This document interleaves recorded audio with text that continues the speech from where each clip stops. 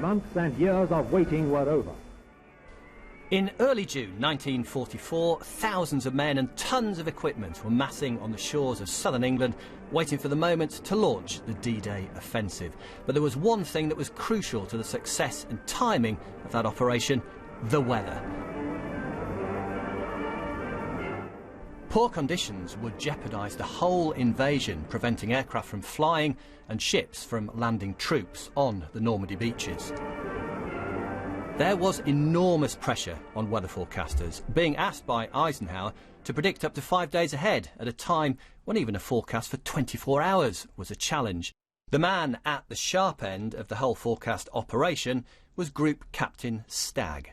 The tactical use of weather, just to be able to pick out some little interlude which would be unknown to the enemy forces, that would allow us to make use of it and catch the people on the other side unaware. Meteorologist Stan Cornford explained the huge difficulties that Stagg had to overcome. It was his judgment that was brought to bear amongst forecasts which were often very, very different, because the subject wasn't anything like as advanced as it now is. There was a war on, so you didn't get so much information. And, yeah, it was just his strength of character and perception that got us through.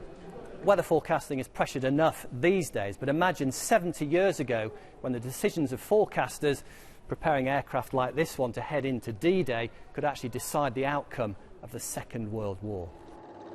Even now we're still finding new information. These weather charts, recently discovered by meteorologist Anders Persson, show that the Germans had much better knowledge of the weather over the Atlantic than previously thought. The Allied commander Eisenhower made the right decision from wrong information, whereas Rommel made the wrong decision from fairly correct weather information.